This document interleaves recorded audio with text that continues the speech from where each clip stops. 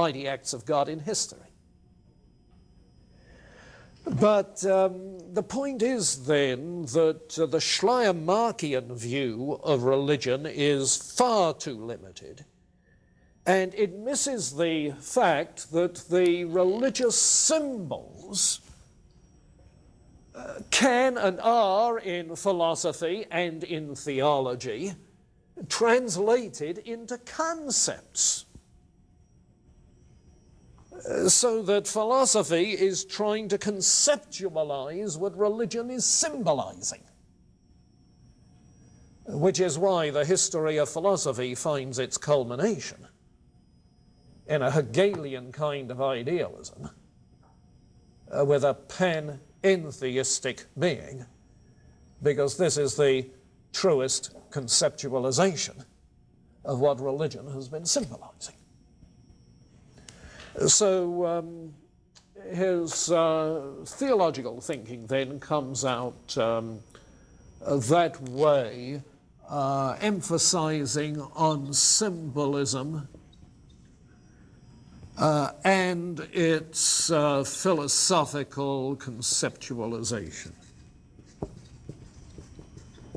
In other words, symbols that are in their root meaning rational concepts. Rational concepts.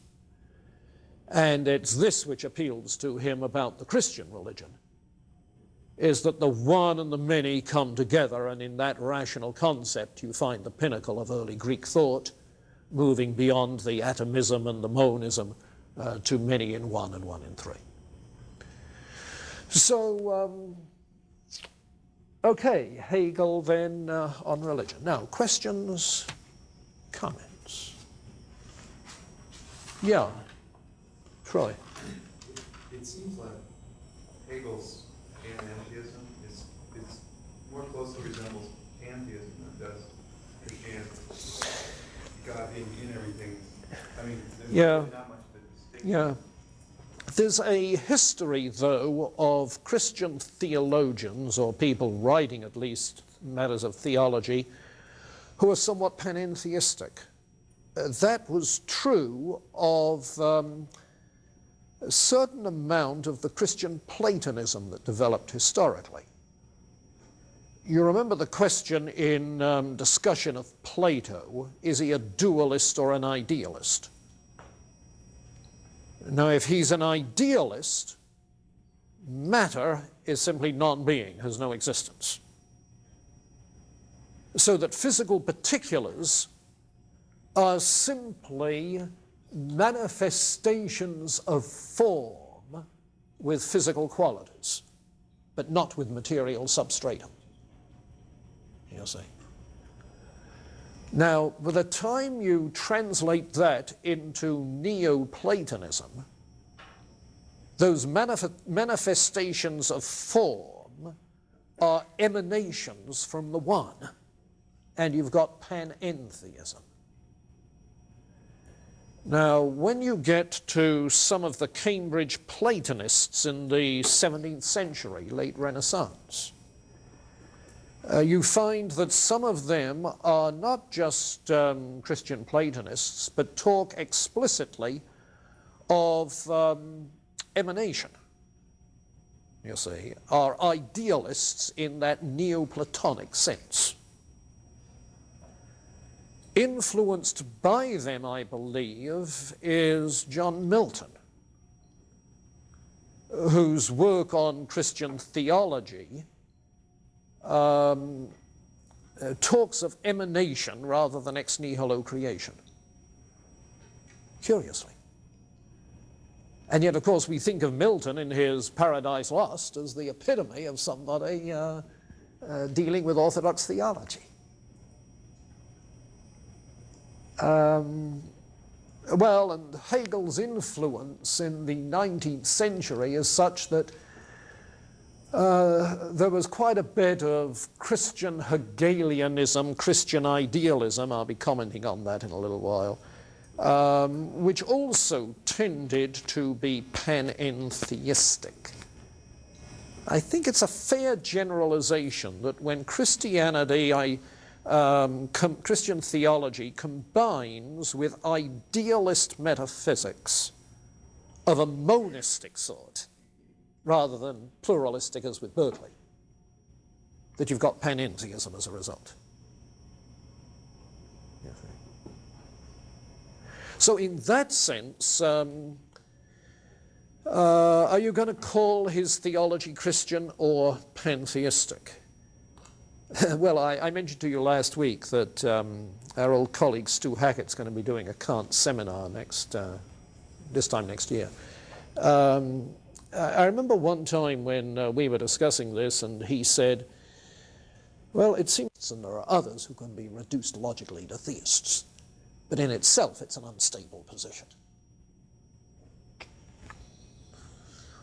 So, you know, what's the response to your question?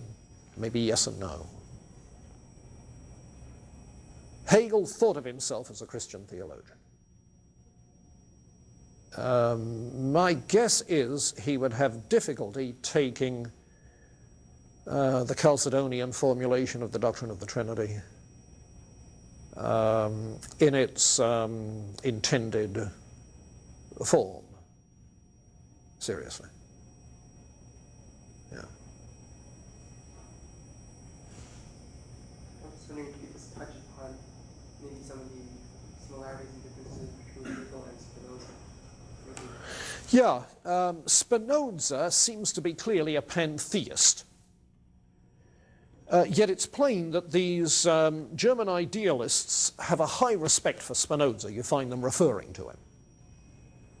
But at the same time, they try to detach themselves from his pantheism. What conceptually, theoretically is the difference? And I think the answer is that Spinoza has a static universe and a static deity, you see. Consequently, there is no room for Hegel's more to God than there is to the cosmos. Nature or God, coextensive. In the case of Hegel, by virtue of process, there is always more to God than there is at any stage in the history of the cosmos. You see, so panentheism comes through. Some degree of initiative and transcendence and freedom is ascribed to God, particularly freedom in the creative spirit sense. Yeah. Whereas the notion of freedom is not exactly a popular term in Spinoza. Some of the things, especially the statement like our self-consciousness is really God's consciousness, these sorts of statements remind me a lot of the mysticism, the tradition of the mystics. Yeah, yeah. And I'm wondering if that's kind of a far out. Yeah, you see, I think that the mystics of the Middle Ages were, not all of them, but I think it's fair to say most of them, Neoplatonists. Christian Neoplatonists, or Jewish Neoplatonists, as the case may be. Islamic in some sense. And consequently, their expression of religious devotion talked of reunion with the divine. You see, not just contemplation of God, as Aquinas would put it, but some sort of mystic oneness with the divine. There's similarity, yes, between the two for that reason. The Platonic, the monistic idealist roots. Yeah. Carl? How would Hegel respond to something like divine intervention? Acting on the Well, he'd say any story of divine intervention is symbolic. Now, the question is, what, within the conceptual scheme, is it symbolic of? Yes, sir. So if you regard the incarnation as an intervention, or some miraculous deed as an intervention, The Exodus from Egypt as an intervention. You see? Now notice how those stories have tremendous symbolism. I mean, you read what the psalmists say about the Exodus. You see, it's a story with a great deal of symbolic significance for their faith. And think of what Christian hymnody says about the incarnation or the crucifixion. You see? Question is, what is it symbolic of?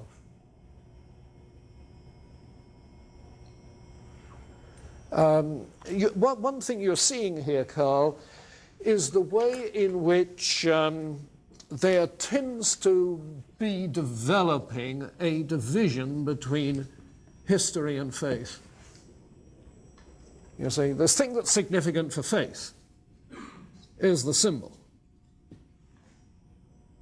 You see, the symbols which are an expression of faith, rather than the history which is the foundation of faith to which the faith looks back. You see, so that the historicity of the story is not important. Now, when we get to Kierkegaard, we'll find that Kierkegaard's very conscious of this. We find reference to what's known as Lessing's ditch. The German Lessing had pointed out that there is a logical gap, a ditch, between a historical statement and a statement about faith. Jesus Christ died. He died for our sins. How do you get from the one to the other? He rose from the dead. He rose for our justification. How do you get from one to the other? You see, and this was one of the, this became one of the dominant issues in the tensions, conflicts between liberal and traditional theology in the late 19th and first half of the 20th century. Still is. Crucial. The inerrancy business is simply an attempt, to my mind, to reinforce emphasis on the historicity of the story. You see. That's why it's significant. But no, that's crucial, very crucial. In fact, there's one of our graduates, Steve Evans, used to teach here, who last year got one of these big Pew Foundation grants, you know, that Bob Roberts has coming up, one of these $100,000 grants, which is giving him a 3-year research project on this problem, history and faith. So it's still a major issue. In the scheme there of art, religion, philosophy, is that a hierarchical? It's just to say like art and religion and philosophy? Well, no, you see, what's the relationship between thesis, antithesis, and synthesis? Okay. You see, it's not exactly a hierarchy. It's not a case of a serial business where the second replaces the first and the third replaces the second. No. The relationship between thesis and antithesis is that in the dialectic, the thesis logically entails an antithesis. You see? And the thesis and antithesis